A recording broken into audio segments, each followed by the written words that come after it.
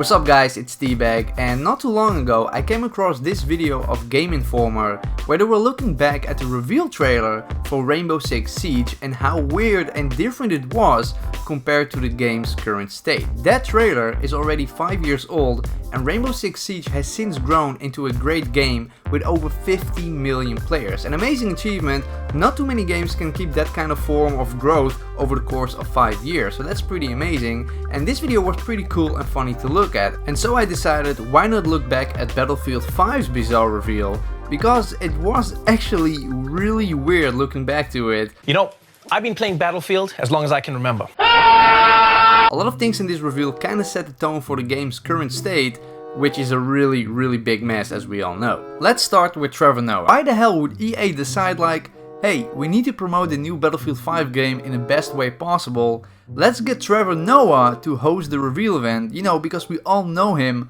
from gaming related content, right? I'm a gamer. It just doesn't make any sense, and it really showed because he did not know what he was talking about during the reveal event. And I mean, come on, people can see right through that fake stuff. It's really about delivering a World War II experience that no one's never seen before. Really kind of hitting on the unseen locations, the untold stories, the unplayed moments. So here we see the first sign of a different World War II type Battlefield game than most of us expected or wanted. They were talking about the unseen and untold back then, and now we know that it translated into a very not immersed World War II experience. And I've seen many people complain about the word immersive, you know, that the devs never wanted this game to be an immersive experience. Well, sorry to break it to you, but You'll see that Battlefield 5 has the most immersive Battlefield ever. It's really about giving players the most immersive world that they could enter. This is the most immersive Battlefield yet in a World War II you have never seen before.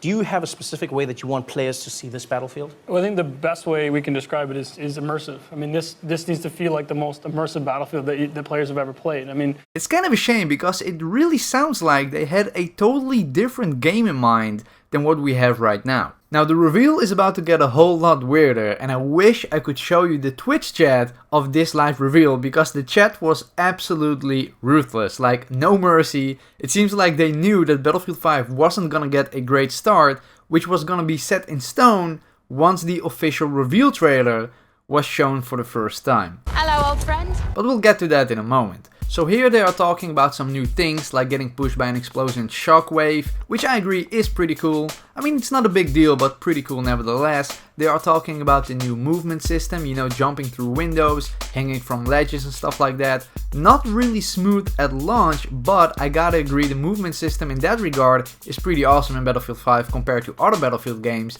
And if you don't believe me, just go back and play some older Battlefield titles like Battlefield 4 for example, and you'll see that you will miss jumping over high ledges and jumping through windows by a whole lot. They also talk about high caliber rounds that can shoot through walls and hit enemies on the other side. Yes, that's in the game technically, but again, a very insignificant feature. We're bringing back operations with a bang, and we're calling it Grand Operations. Well, that was a big mistake because that game mode sucks. Operations in Battlefield 1 was much better. and assuming, you know, when we see these players end up in a giant stalemate, then they're going to enter day 4, which is final stand. And I mean, this is sort of tired, muddy, no resources left. You've got just you, your squad, and one clip.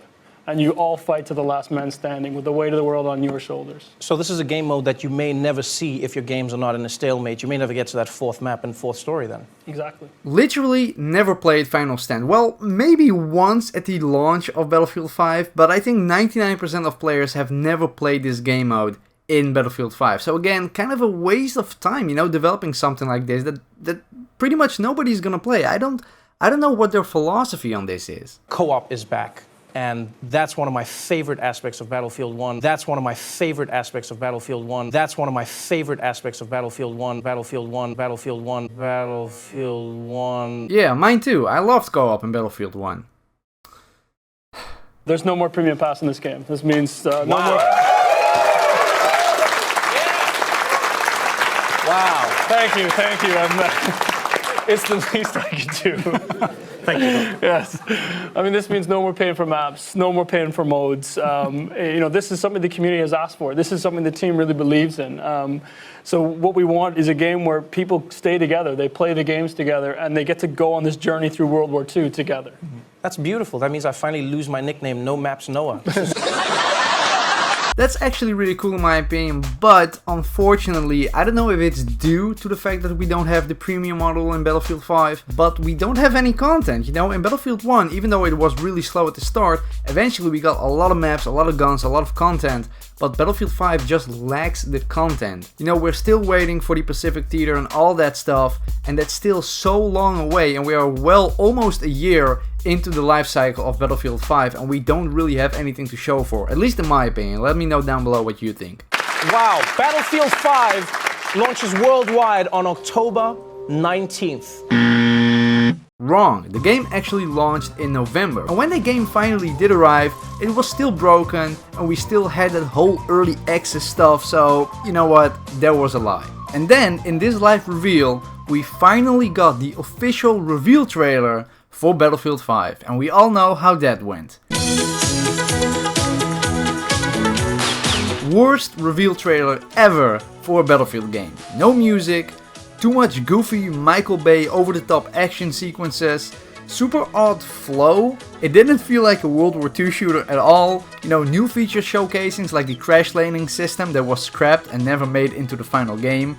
And of course, hello old friend, the Bionic Lady and her squad of weird looking soldiers, which later on was also cancelled. No more wacky customization like it was shown here in the trailer. After this reveal event, we got another small event during EA Play 2 weeks later, where we got this amazing gem.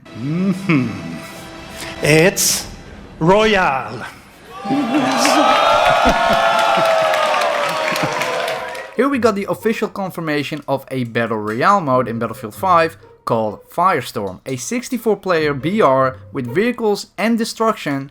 And to be honest, this game mode was kinda awesome when it first arrived, but unfortunately, a lack of support and new content rendered it almost completely dead. And that's, that's basically sealed the whole reveal and the start of Battlefield 5, so you can't really blame the whole game, for being the mess it is at launch. But then again, 9 months later, right now, it's still a mess. In my opinion, it's not a lot of fun.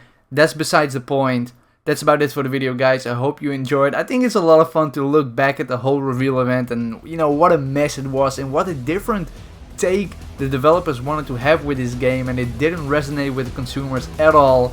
And to be honest, I think it's kind of funny. Anyway, guys, I hope you enjoyed the video. Leave a like if you did, subscribe if you haven't already, and I see you guys next time.